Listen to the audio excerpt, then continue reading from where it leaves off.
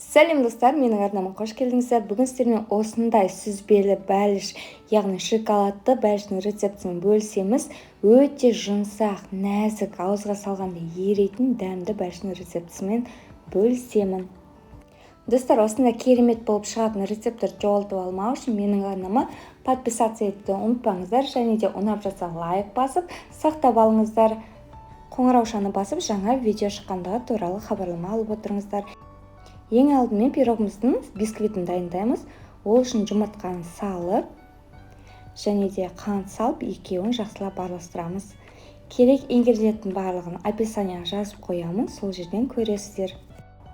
Жұмыртқа мен қантты осылай аппақ көпіршік болғанға дейін жақсылап миксерлейміз, шамамен 5 минут көлемінде. Осы массаға сүт құямыз, сұйық май құйып, жақсылап араластырамыз, венчиктің көмегімен ғана.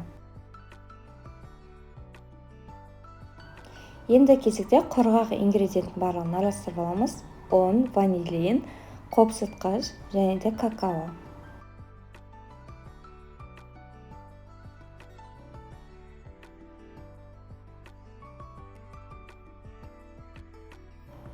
Ең маңызды сәт бұл жерде ұнды бірден салмаймыз, ұнды еліктен өткізіп бірнеше бөлікке бөліп салуымыз қажет. Себебі ұнды бірден салсақ, жаңағы массамыз отырып қалып, бисквитіміз көтерілмей қалады. Силиконды күрекшенің көмегімен осылай жоғарыдан төмен қарай араластырамыз. Ешқандай миксер қолданбаймыз, себебі жаңағы айтып өткендей қамырымыз отырып қалып, бисквитіміз көтерілмей қалады.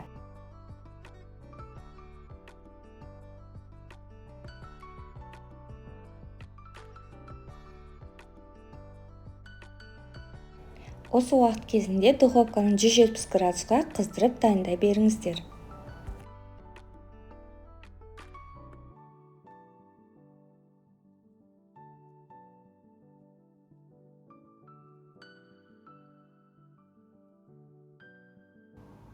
Міне, массамыз дайын болды. Осындай болып шығу керек. Сәл сұйықтау, ештеңе етпейді.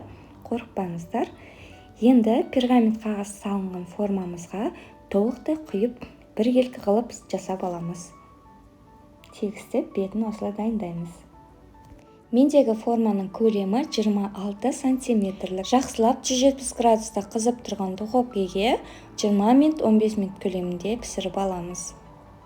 Піскен бисквитті міндетті түрде салқындатып алу қажет. Бисквиттің салқындап жатқан кезде сүзбелі массаны дайындаймыз. Ол үшін сүзбеге қант, жұмыртқа, ванилин қосып, барлығын біркелкі масса болғанға дейін блендермен езіп дайындап аламыз. Міне, сүзбелі массамызда дайын болды. Осындай ерекше болып шығады. Воздушный болып, және үлпілдеп, нәзік болып дайын болады. Сүзбелі массаны бисквиттің үстіне толықтай салып, тегістеп шығамыз.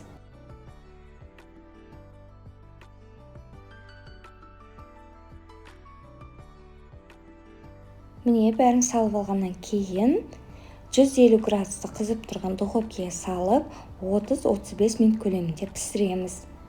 Ештеңе етпейді, бисквитіңіз күймейді, қорықпаңыздар, бірден сала берсеңіздер болады. Міне, пирогымыз да пісті.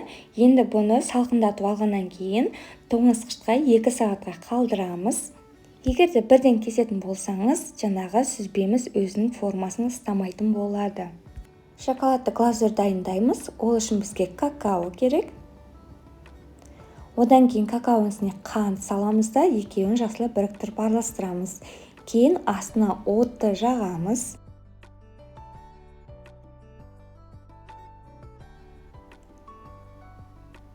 Үстіне сүтті құйып, какао, қант, сүт барлығы толықтай бірігіп, сұйық масса болғанға дейін венчикпен араластырып отырамыз.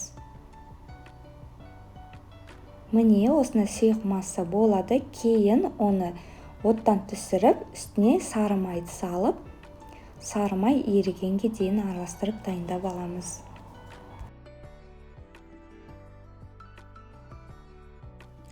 Және де ерекше дәм беру үшін осындай грек жаңғақтарын пайдаландым.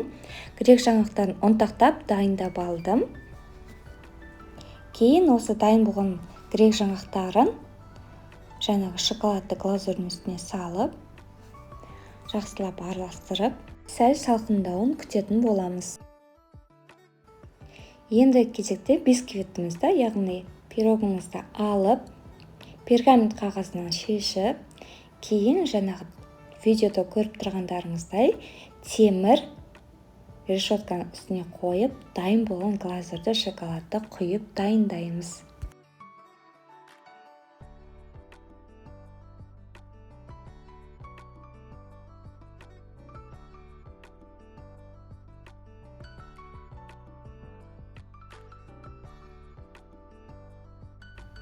Тоңазытқышта тұрған бисквитіміз, пирогымыз өзінің формасын жақсы ұстап, ешқайда құлап, еріп жатпайды. Осылай оңай аударып алуға болады.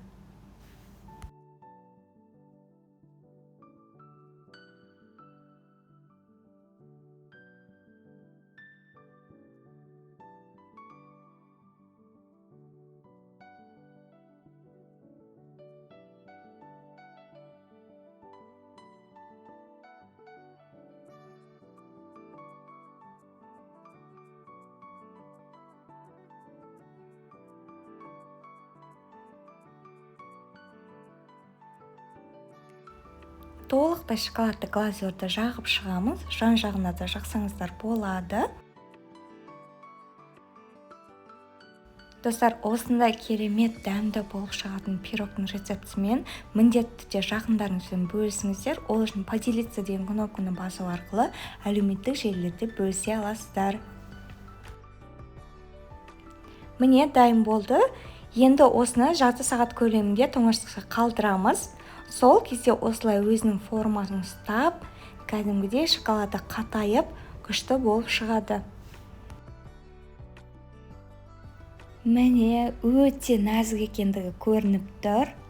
Пышақпен кескен кезде керемет дәмді қонақтарыңызға ұсынсаңыздар, міндетті түрде ол кісілерге ұнайды.